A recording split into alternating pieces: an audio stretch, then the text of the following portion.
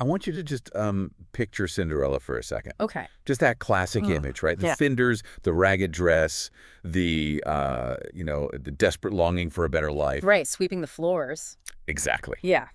But we're going to tweak the fundamental architecture of the story here. Oh, okay. So in this version, she isn't waiting around for a fairy godmother to just manifest out of thin air with a glowing pumpkin. Sure. In this version, Cinderella already has a wand in her pocket. Oh, wow. Okay. Yeah. She can perform the magic herself. Like, she has the innate ability to transfigure her own rags into a gown of spun silk. She can, charm the mice to do her chores for her. She could probably just bewitch the wicked stepmother into a deep sleep, honestly. Right, she could do all of that. Mm. And yet, despite having literally all of that reality-bending power right at her fingertips, she still cannot solve her core problems. Yeah, which completely dismantles the premise of that traditional rescue narrative. It really does. Like, the crutch is totally removed. And that is actually the perfect entry point into what we're unpacking today for our deep dive. Because we are opening up this really fascinating stack of sources from a world that, for generations of children, it's as foundational as Cinderella or Sleeping Beauty. Yeah, absolutely. We're looking at the tales of Beedle the Bard. Such a great collection. It is. And our mission today is to examine what these ancient stories, which come complete with some incredibly heavily guarded, highly controversial commentary by none other than Albus Dumbledore. Which is just a gold mine. Oh, total goldmine. What they actually reveal about morality, history, and, the surprisingly human limitations of magic itself. Yeah, because these sources, they radically reframe our understanding of what a bedtime story is even supposed to accomplish, Right. We're looking at these texts through a translation from Ancient Runes by Hermione Granger. Right, exactly. And what becomes immediately apparent when you read them is this stark philosophical divergence from the fairy tales you and I grew up with. Totally. Because in standard folklore, magic is the ultimate cure-all. It's the Deus ex machina. Yeah. But Beedle's stories teach young witches and wizards this deeply uncompromising truth, I guess. Yeah. Which is that magic causes just as much agony as it cures. It really does. And I think to understand that, let's look at the author himself. Yeah, Beedle. Right, Beedle the Bard. He is such an enigma in these sources. He really is. We know he lived in 15th century Yorkshire, and the only surviving woodcut suggests he possessed an exceptionally luxuriant beard. Which is just a great detail. It's fantastic, but it's the way he structures his heroines that immediately signals we are dealing with a totally different kind of literature here. Yeah, the introduction to our sources points out this massive stylistic divergence. Right. Beedle's witches do not take prolonged naps waiting for a kiss. No, they do not. They don't sit around waiting for some prince to return a lost shoe. They take their fates entirely into their own hands. They absolutely do. Although there is one pretty gruesome exception we will examine later on. Oh yeah, we'll definitely get to that. But if you analyze Beedle's overarching worldview, which Dumbledore's notes suggest aligns very closely with his own, you uncover this profound thesis about the nature of power. Right. In Beedle's universe, the heroes who triumph are almost never the ones wielding the most earth-shattering combative magic. Wait, really? Yeah, the victors are the ones who demonstrate ingenuity, common sense, and above all, kindness. Which kind of flies in the face of how we usually think about magical supremacy. It completely does. The texts indicate Beedle harbored a deep mistrust of dark magic. Okay. His philosophical stance was that the absolute worst excesses of wizard kind didn't spring from a lack of magical ability. They sprang from entirely human frailties. Like what? Like cruelty, apathy, the arrogant misapplication of talent. He viewed magic as just a neutral amplifier. Right. Wielded by fallible human hands. I was thinking about how to visualize this. And the best analogy isn't the cliche of giving a teenager a high-powered sports car. Oh. Yeah, because magic in Beedle's world isn't a vehicle. It's a magnifying glass. I like that. Like if you put a magnifying glass over a piece of paper in the sun, the glass doesn't protect the paper.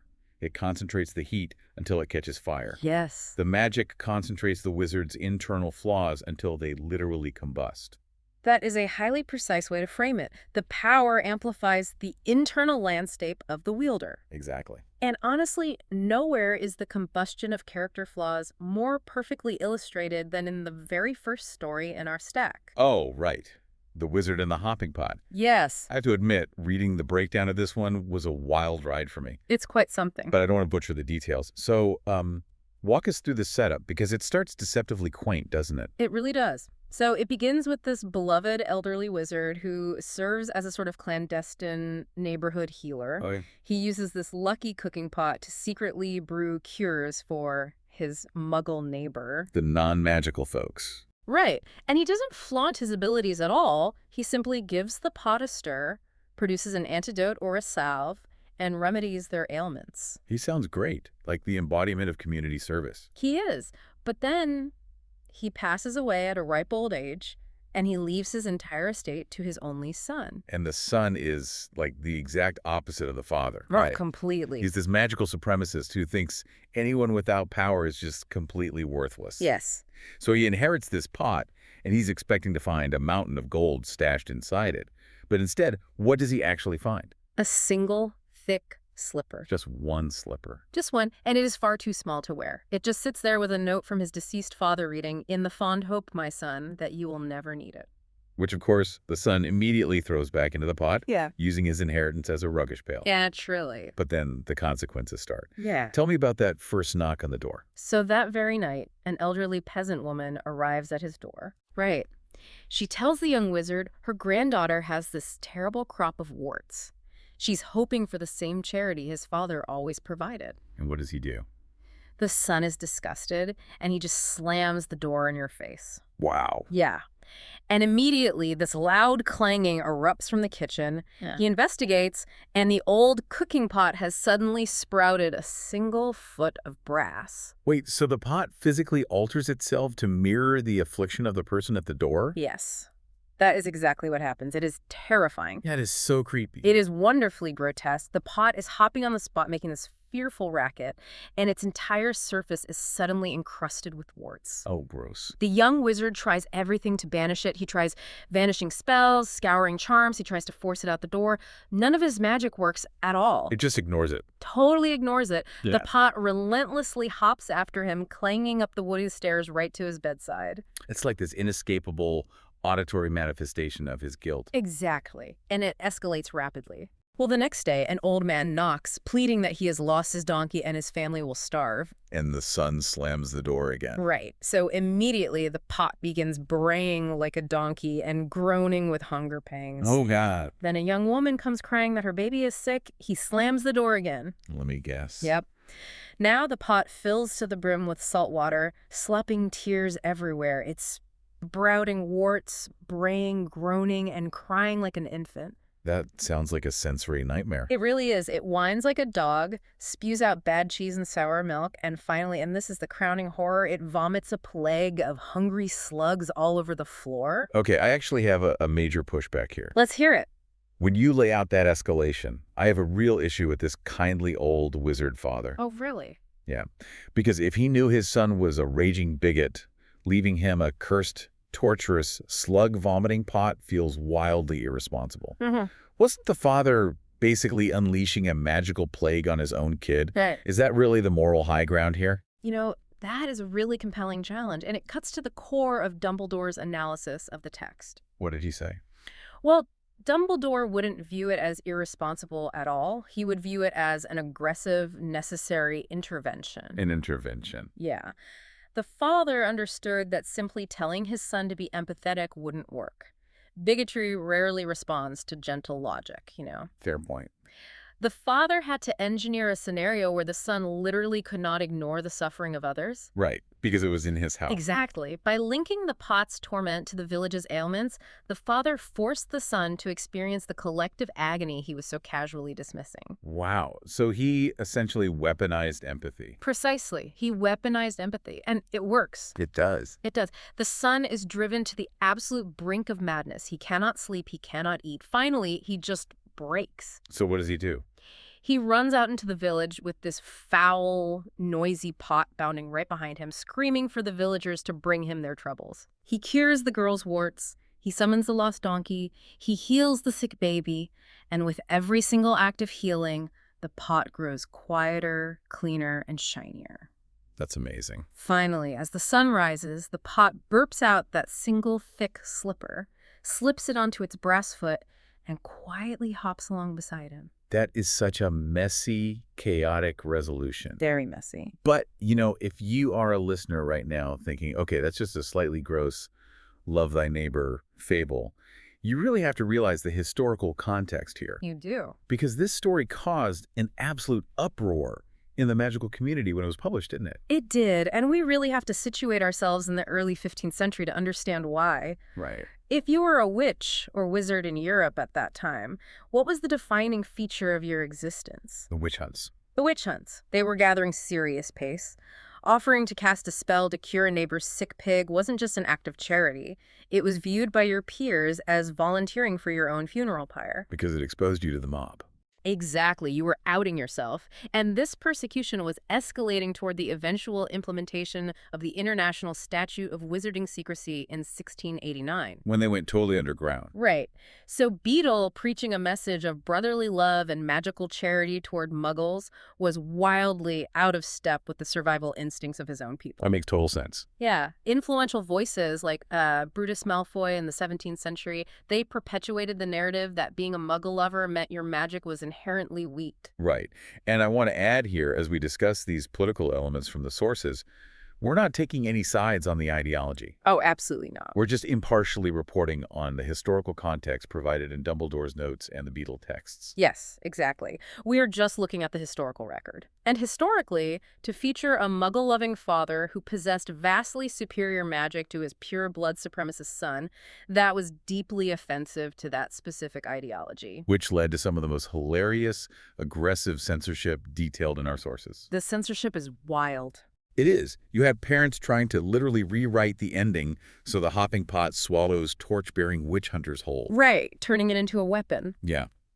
But we cannot move on without discussing Beatrix Bloxam and the Toadstool Tales. Oh, Mrs. Bloxam.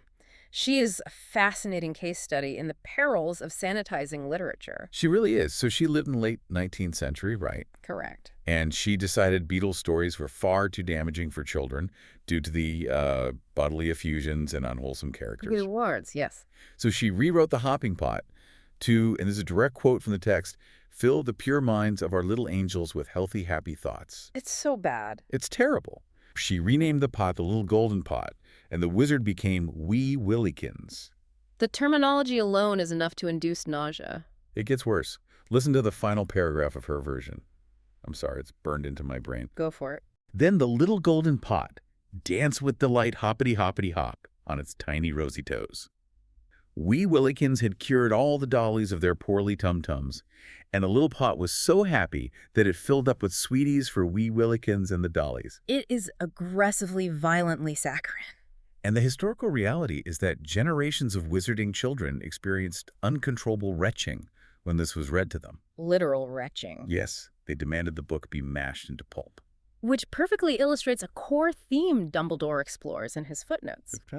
Well, children possess a remarkably sharp radar for authenticity. That's very true. They instinctively reject stories that are stripped of their teeth. The original hopping pot, with its vomiting slugs and braying noises, respects the chaotic, messy reality of the world. Yeah. The sanitized version removes the friction, and by removing the friction, it removes the truth. I love that. And if the hopping pot is about the friction of external politics and forcing empathy, our next tale shifts completely inward. It does. We are moving from community plagues to deeply personal psychological battles with the Fountain of Fair Fortune. Yes. This narrative shifts the focus away from how wizards interact with the non-magical world and zeroes in on how they process their own internal trauma. Set the stage for this one, because the environment is incredibly vivid. It really is. So we are introduced to an enchanted garden, enclosed by these impossibly tall walls and protected by formidable magic. Okay. Once a year, a single unfortunate individual is permitted to bathe in the Fountain of Fair Fortune, which is located deep within the garden, to secure luck forevermore. Just one person. Just one. Hundreds gather, and the story focuses on 3 witches who form a desperate alliance. Who are they? First, Asha, who suffers from a malady no healer can cure. Okay. Second, Althea, who was robbed of her home, her gold, and her wand by an evil sorcerer. Oh, wow. And third, Amata, who was deserted by a man she loved and is consumed by grief. So you have physical illness, material ruin, and emotional devastation. Literally the trifecta of human misery. Exactly. And as they breach the garden walls, they accidentally drag a Muggle knight along with them. Sir Luckless. Sir Luckless. He has no magic, no discernible skills, and cripplingly low self-esteem. Poor guy. So together, they face 3 trials to reach the fountain. The first is a monstrous, blind white worm that demands the proof of your pain. And the catch here is that magic is entirely useless. Completely useless. Althea throws rocks, Sir Luckless breaks his sword, they cast every spell they know. Nothing phases the worm. So how do they get past it? Well, nothing works until Asha, overcome with the futility of it all, begins to weep. Oh. The worm drinks the literal tears from her cheeks and vanishes. Wow. Yeah. The proof of pain was the physical manifestation of sorrow. That's intense. Next, they face a steep hill requiring the fruit of your labors. They trudge for hours, sinking into the earth, making 0 progress. Let me guess, it's sweat. You got it. Finally, Althea wipes the sweat from her brow, the drops hit the soil, the inscription vanishes, and the path clears. Physical exertion. Blood, sweat, and tears. And then they hit the final obstacle. Right. A stream before the fountain that demands the treasure of your past. Treasure of your They past. try to float across, they try to swim, but the water rejects them. It is Amata who understands the riddle. What does she do? She uses her wand to extract all the memories of the happy times spent with her vanished lover, and she drops those memories into the stream. Oh, that is so sad. Stepping stones materialize, and they cross. Okay, I want to piece this together because the climax of this story is a massive rug pull. It really is. They reach the fountain, but before anyone gets in the water, Asha collapses. She's dying. Right. Althea frantically gathers herbs growing around the fountain, brews a potion in Sir Luckless's gourd, and pours it down Asha's throat. And what happens? Asha's incurable disease vanishes. She is entirely cured, Exactly. so she declines the fountain. Then Althea realizes that if she has the skill to cure the incurable, she can easily earn enough gold to replace what was stolen, so she declines the fountain. Amata realizes that washing away the memories of her cruel lover has actually cured her broken heart, so she doesn't need the fountain either. Leaving only Sir Luckless. Right. Who bathes, emerges flush with confidence, and successfully begs for Amata's hand in marriage. Yes. So here is my realization when reading this. Yeah. The water is totally fake, isn't it? There is no magic in the fountain whatsoever. You have hit on the exact revelation of the final sentence. I knew it. They all live long and happy lives, completely oblivious to the fact that the fountain's waters carried absolutely no enchantment. It is the ultimate placebo effect. It is. But, like, how does that actually work mechanically? If there was no magic in the water, how did Asha get cured? Well, the magic wasn't in the destination. It was unlocked by the desperation of the journey. Oh, I see. The trials forced a radical perspective shift. Asha was surrounded by healing herbs her entire life, but it took the adrenaline of impending death to make Althea notice them and utilize her dormant skills. Amata realized that clinging to a toxic past was the actual source of her pain. The man wasn't the prize, her own capacity to let go was. That's profound. Beedle is suggesting that our most profound agonies cannot be bypassed by a magical shortcut. The resolution demands human resilience. That is a beautiful sentiment. But the history of this story in the real world is pure chaos. Utter chaos. The footnotes here are incredible. We have to discuss the Hogwarts pantomime disaster. Oh, it remains one of the most spectacularly disastrous footnotes in Hogwarts history. I can imagine. Dumbledore recounts an attempt by Professor Herbert Beery, the herbology master at the time, to adapt this delicate psychological fable into a Christmas pantomime. Which is just a recipe for disaster. Completely. You take a story about deep emotional trauma and turn it into a raucous audience participation comedy play starring teenagers. What could possibly go wrong? Well, Professor Barry was severely out of touch with the emotional volatility of his cast. Oh, no. The students cast as Amata and Sir Luckless had been romantically involved, but they engaged in a vicious breakup exactly 1 hour before the curtain rose. 1 hour before. Yes, and Sir Luckless immediately transferred his affections to the student playing Asha. So you have a raging, unresolved love triangle simmering on stage. Exactly. But it gets worse because of the worm. Oh, right, the blind worm. Yes. Professor Sylvanus Kettleburn, the Care of Magical Creatures teacher, was tasked with providing the blind worm. Okay. Instead of a harmless prop, he provided a live ashwinder. What is that? It's a magical serpent that lives only for an hour and seeks a dark place to lay highly combustible eggs. Oh my God. And to make it visible to the back rows, he placed an engorgement charm on it. So it's a giant, explosive, magical snake on a wooden stage. The ensuing chaos was legendary. I bet. The ashwinder exploded in a shower of hot sparks, setting the stage floorboards on fire. The gigantic fiery worm crushed the scenery. And what were the students doing? Meanwhile, Amata and Asha dropped their lines and began a furious, real-life, magical duel in the middle of the inferno. Because of the love triangle? Exactly. Professor Beery was caught in the crossfire, the Great Hall had to be evacuated, and the night ended with a fully occupied hospital wing. Dumbledore notes the Great Hall smelled of wood smoke for months. It did. But, while the students were blowing up the stage, the parents were launching a much darker ideological attack on this story. Yes, the pureblood censorship campaign. Right. And again, impartially looking at the text here. Of course. This story features a witch, Amata, joyfully marrying a muggle, Sir Luckless. And the sources show Lucius Malfoy explicitly demanding this story be purged from the Hogwarts library. Yes, he did. He argued that any work depicting interbreeding between magical and non-magical populations would sully the purity of bloodlines and poison children's minds. That was his argument. And Dumbledore's response to Malfoy is a clinical dismantling of pure-blood supremacy. He bypasses the moral argument and attacks the biological and historical foundation of Malfoy's claim. Okay. Dumbledore points out that so-called pure-blood families only maintain their status by actively disowning, banishing, or outright lying about the Muggles or Muggleborns on their family trees. He calls it a mathematical impossibility. Yes. He says there isn't a witch or wizard alive whose blood hasn't mingled with the non-magical world. So Malfoy's demands aren't just prejudiced, they're built on a foundational historical lie. Exactly. It is a devastating critique, and it actually sparked Malfoy's decades-long campaign to oust Dumbledore. Wow. But to return to the thematic progression of the story. Yeah, let's do that. We've seen magic used to force empathy, and we've seen the illusion of magic used to spur internal healing. All right. Now the text takes a violently dark turn. We are taking a hard left here. Very hard left. We're transitioning from psychological healing to psychological amputation. We are diving into the Orloc's hairy heart. This is undoubtedly the most gothic, horrific piece of literature in the entire collection. It is so creepy. Set this up for me, because the protagonist's motivation is incredibly twisted. It really is. We meet a handsome, exceptionally wealthy, and magically gifted young warlock. Yeah. He observes his peers falling in love, and he analyzes the effects. He sees them losing their dignity, their appetites, their focus. He sounds fun at parties. Right. He views love not as a source of joy, but as a parasitic sickness, a profound vulnerability. And he resolves never to be infected by it. Exactly. To ensure his immunity, he utilizes dark arts to literally abstract his own beating heart.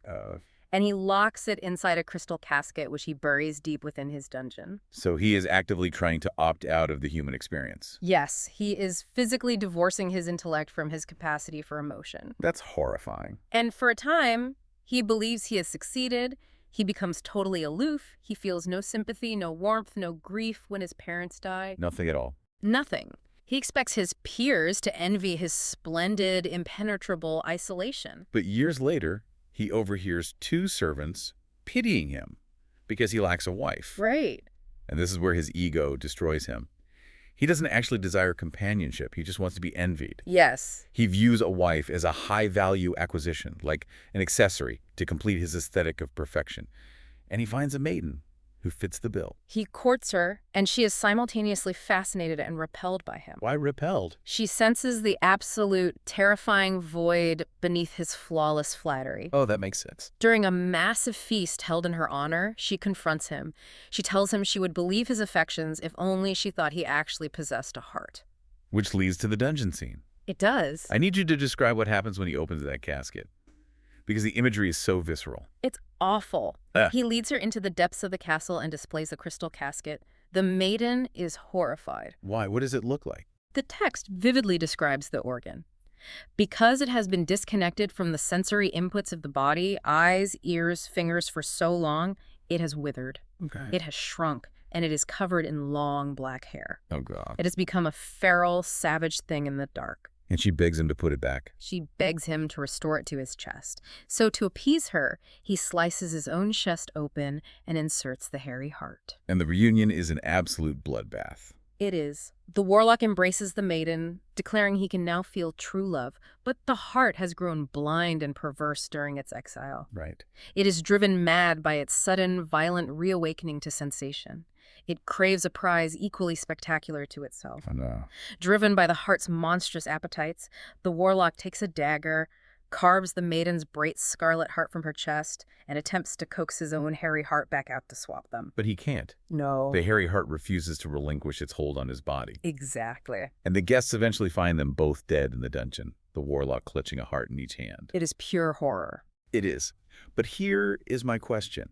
We just talked about parents ripping pages out of books because a pot helped a muggle. Right. How on earth did this literal organ harvesting slasher story survive intact? Yeah. Why wasn't this banned instantly? It is a striking contradiction, isn't it? Totally. Dumbledore addresses this exact paradox in his thesis.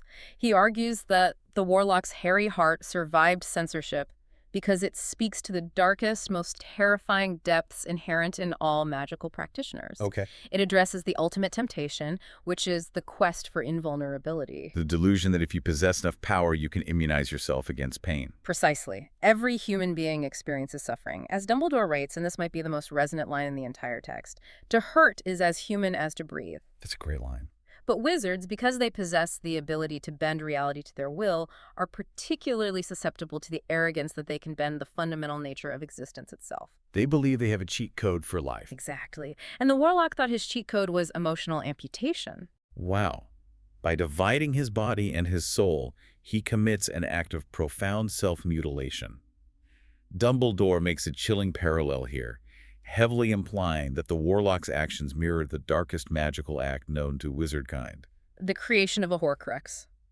The splitting of the soul to evade death. Yes. He wasn't trying to evade death, though. He was trying to evade life. He was terrified of the vulnerability required to truly live. And in doing so, he annihilated his own humanity. Yeah. By seeking to become superhuman, untouchable, perfectly rational, he actually regressed into a beast. Hence the hair. Exactly.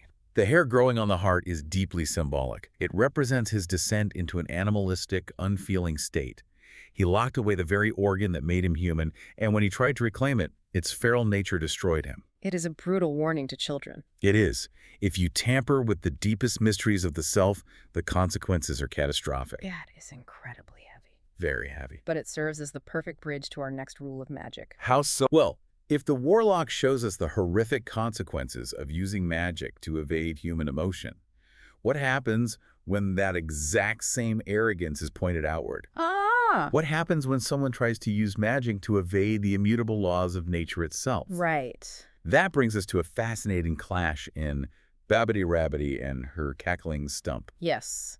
This tale provides a necessary, almost satirical palate cleanser after the gothic darkness of the hairy heart, It really does. while delivering an equally vital lesson about the hard limits of magical power. The setup here is classic political satire. We have a foolish muggle king who decides he wants a complete monopoly on magic within his kingdom. A textbook manifestation of tyrannical hypocrisy. Right, so he forms a brigade of witch hunters with black hounds to round up anyone with abilities. But simultaneously, he issues a decree searching for an instructor in magic exclusively for himself. Because he fears what he cannot control, so he seeks to hoard it. Exactly. Now, the legitimate magical community has sensibly gone into hiding. But a cunning charlatan, a mundane man with zero magical aptitude, sees a lucrative grift. Of course he does. He presents himself to the king, performs a few sleight-of-hand parlor tricks, and convinces this foolish monarch that he is a grand sorcerer, And he demands bags of gold, rubies, silver chalices. ostensibly for casting necessities. Right, and he pockets all of it. Every morning, he and the king stand on the palace lawn, twirling little twigs and shouting nonsense rhymes at the sky. Until Babbity intervenes. Yes, Babbit. Babbity is the king's washerwoman. And unlike the charlatan, she is an authentic witch. Right. One morning, she is watching this ridiculous display from her cottage window, and she just loses it. She laughs so hard she has to lean against the windowsill for support. And the king hears her. He does. He is deeply humiliated, and his fragile ego snaps. He turns to the charlatan and issues an ultimatum. Tomorrow, I will perform real magic in front of all my subjects.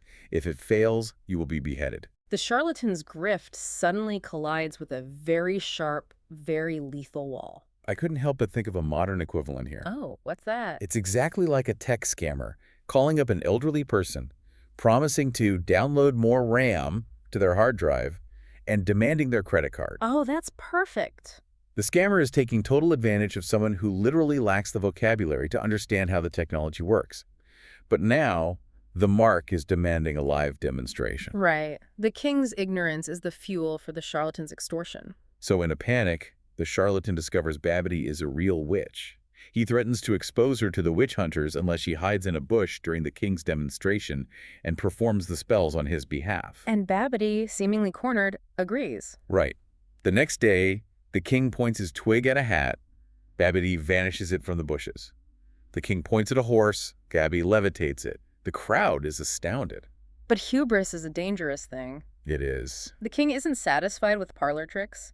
He wants a miracle. So the captain of the witch hunters approaches, carrying his dead hunting dog, which had just choked on a poisonous toadstool. Okay. He challenges the king to bring it back to life. The king points his twig, and what does Babbity do?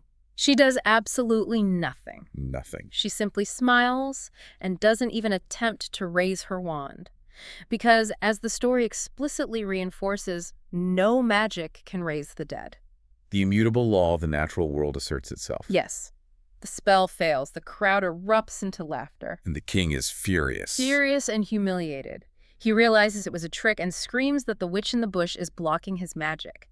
He unleashes the hounds. Oh, no. Babbity flees, and as the hounds corner her against a thick hedge, she vanishes. This disappears. The hounds are left barking frantically at an old bent tree. And the charlatan tries to save himself, right? Desperate to save his own skin, he screams that she turned herself into the tree and demands the king cut it down. Which is where Beedle introduces a brilliant, surreal twist to punish the foolish. Yes. They chop the tree down, but the remaining stump suddenly begins to cackle. The laughing stump. It shouts at the crowd, "Fools! No witch or wizard can be killed by being cut in half." It demands the charlatan be cut in two to prove the theory. That's hilarious. The charlatan instantly drops to his knees, confesses his fraud, and is dragged off to the dungeons. Oh, the riddance. Then, the talking stump turns its attention to the king. It places a curse on him. Every time he harms a witch or wizard, he will feel an agonizing axe stroke in his own side. The king is terrified to his very core. He is. He drops to his knees, issues a decree protecting all magic users in the realm, and even agrees to commission a solid gold statue of Babbity to sit upon the stump as a permanent reminder of his own foolishness. And then the best part. Once the crowd disperses, a stout, whiskery old rabbit with a wand clamped between her teeth wriggles out from a hole beneath the roots. Babbity rabbity. She hops away into the sunset and lives happily ever after. Such a triumphant, highly satisfying conclusion. But Dumbledore's analysis of this text is where the true value lies, because he unpacks two massive pillars regarding magical theory here. He does. First, he highlights that this story serves as the earliest literary mention of an animagus. Right. Babbity didn't transfigure into a tree. She transformed into a rabbit and hid underneath it. Precisely. And this distinction exposes the depths of Muggle ignorance regarding magical mechanics. How so? The Muggle king believes magic is omnipotent. He is perfectly willing to accept that a human woman can be turned into a piece of wood, yet still retain her human consciousness, reason, and the ability to speak. Right. Dumbledore meticulously points out that this violates the laws of transfiguration. Animagia retain their human minds, but they lose the capacity for human speech. Okay, that makes sense. Transfiguring oneself into an inanimate object, like a tree, would obliterate human consciousness entirely. The king believes in a limitless, consequence-free magic that simply doesn't exist. Exactly. Which leads to the second, far more sobering law of magic addressed in Dumbledore's notes. Which is? Animagia aside, the core lesson Beedle imparts to young readers is the absolute finality of death.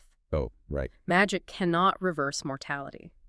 Dumbledore writes with profound melancholy about how this specific story is often the vehicle through which magical children discover this harsh truth. That's tough. He notes the crushing disappointment they experience when they realize their parents' wands are useless when it comes to reviving their dead pet rats or birds. It violently punctures the illusion of childhood omnipotence. It does. Despite centuries of study in the Department of Mysteries, despite every potion and charm ever invented, the severing of the soul from the body remains an absolute, irreversible boundary. Which provides, honestly, the most natural, chilling transition into the final piece of our puzzle. It really does. If Bavity Ravity establishes that you cannot resurrect a hunting dog, what happens when the most powerful wizards in existence attempt to cheat death itself? We have arrived at the summit, the tale of the three brothers. This is the magnum opus of Beedle's collection. It is a story that has seeped so deeply into magical culture that it has spawned its own mythology.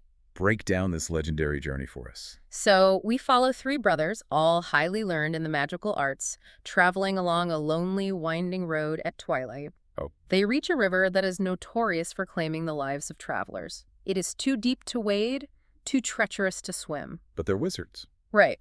Because they are skilled wizards, they simply wave their wands and construct a bridge across the churning water. Just like this. Just like that. But as they attempt to cross, their path is blocked by a hooded figure. Death. It is Death. And Death is not pleased. He is furious. He feels cheated out of his rightful victims, but Death is cunning. He feigns admiration for their skill and offers each brother a prize for successfully evading him. The three gifts, which lore later identifies as the Deathly Hallows. Yeah. Let's examine the choices they make, starting with the oldest brother. He is described as a highly combative, aggressive man. Right. He asks for a wand more powerful than any in existence, a wand that must invariably win every duel. And Death crosses to an elder tree on the riverbank, snaps off a branch, fashions the elder wand, and hands it over. So how long does this ultimate power secure his survival? Barely a week. A week. He travels to a distant village, tracks down a wizard he had a previous quarrel with, and slaughters him in a duel. Oh, of course. Drunk on his own invincibility, he goes to an inn and loudly boasts to the entire tavern that he possesses a wand snatched from Death himself. Which is just a terrible idea. That very night, while he sleeps off the alcohol, a thief creeps into his room, slits his throat, and steals the wand. Wow. And just like that, Death claims the first brother. Absolute power-fueled absolute hubris, which accelerated his destruction. Exactly. What of the second brother? So the second brother is described as an arrogant man. He wants to humiliate Death even further. He demands the power to recall others from the grave. Okay. Death picks up a stone from the riverbank and hands him the resurrection stone. And what does he do with it? The brother travels home, turns the stone 3 times in his hand, and summons the spirit of the woman he had hoped to marry before her untimely demise. But does he truly conquer the boundary of death? He doesn't. No. And the mechanics of this failure are deeply tragic. How so? The woman appears, but she is cold, silent, and deeply sad.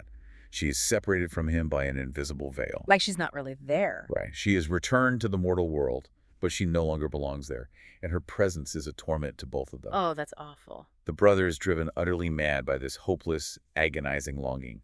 Realizing he cannot drag her fully back to life, he kills himself so he can truly join her in death. And so, Death claims the second brother. Yeah. 2 brothers, 2 attempts to overpower the fundamental laws of existence, 2 tragic, self-inflicted ends. Which leaves only the youngest brother. Right. The youngest brother is described as humble and wise. He doesn't trust Death's motives for a second. Smart man. So he asks for something that will enable him to leave that place without being followed by Death. And Death, supremely reluctant, removes his own cloak of invisibility and hands it over. And what is his fate? Death searches for the youngest brother for decades, but can never find him. Decades. It is only when the youngest brother attains a great, venerable age that he finally removes the cloak of invisibility, passes it to his son, and greets Death as an old friend. The text says they depart this life as equals. And greets Death as an old friend. It is arguably the most profound sentence in the entire canon. It really is. But what is truly fascinating here is Dumbledore's commentary on it. Oh. Throughout the other tales, Dumbledore is incredibly verbose, dissecting every historical footnote. Here, he is remarkably restrained. He quotes a favored pupil regarding the moral of the story. It is a beautiful and terrible thing and should therefore be treated with great caution. He is referring to truth. He is, specifically the truth of mortality. Right. Dumbledore's overarching philosophy, mirroring Beedle's, is that attempting to avoid death is the ultimate fool's errand. Because you can't. The first brother tried to fight death with violence. The second brother tried to reverse it with magic. Both failed catastrophically because they refused to accept the natural order. Yeah. True wisdom is the acceptance of mortality. Okay, I have a major pushback on this interpretation. Let's hear it. When you really scrutinize the life of the youngest brother, was he actually wise, or did he just spend his entire existence hiding? Did he actually live a fulfilling life if he was constantly skulking around underneath an invisibility cloak, terrified of being discovered by death? That is a brilliant challenge, and it requires us to look really closely at the metaphor Beedle is employing here. The cloak was not utilized to hide from life. It was utilized to hide from premature death. The treacherous river where they initially met death represents the constant random dangers of existence. Okay, I'm tracking. The first and second brothers became obsessed with death, either dominating it or reversing it. Their fixation became their undoing. They couldn't engage with the living world because they were entirely consumed by the end of it. Oh, I see. They were paralyzed by their own defiance. Precisely. The youngest brother accepted that death would eventually arrive. He used his wisdom, symbolized by the cloak, to avoid seeking out danger foolishly. Right. Because he wasn't obsessed with conquering death, he was the only brother freed from its psychological grip. Wow. He wasn't hiding from the world. He was ensuring he had the necessary time to experience a full, natural life. By accepting death's inevitability, he was the only one who truly mastered it. That completely shifts the paradigm for me. It does, doesn't it? He wasn't cowering. He was just navigating safely until it was his natural, appropriate time to clock out. Exactly. Yeah. Which brings the core themes of our entire deep dive into perfect alignment. It really does. Because when we synthesize the mechanics of every text we've examined today, Yeah. from the braying hopping pot to the placebo effect of the fountain, to the gothic self-mutilation of the hairy heart, to the hubris of the three brothers, All of it. the ultimate revelation is undeniably clear. Magic is not a solution to the human condition. No. It is merely the magnifying glass. Right. If a wizard harbors bigotry, like the sun with the hopping pot, magic gives that bigotry teeth until empathy is forced upon him. Yeah. If a wizard is terrified of vulnerability, like the warlock, magic allows him to physically manifest his emotional evasion, resulting in a bloodbath. And if a wizard is arrogant and combative, magic hands him the Elder Wand to expedite his own assassination. Exactly. Magic invents nothing. It only magnifies what is already deeply embedded within the individual's character. Character, not power, is the architect of destiny. Yes. Which leaves us with a final provocative thought for you to carry with you after this deep dive. What's that? If magic cannot cure a broken heart, if it cannot halt the inevitability of death, if it cannot manufacture true love or grant invulnerability, then the most powerful forces in the wizarding world are identical to the most powerful forces in our non-magical reality. That's very true. So if you were stripped of all your modern magic, your technology, your wealth, your societal shortcuts, what kind of fairy tale would the raw mechanics of your character write? That is an uncomfortable yet absolutely essential question to ask ourselves. Because at the end of the day, having a wand in your pocket doesn't mean your problems vanish. It just means you have absolutely no one else to blame for the pumpkin you eventually turn into.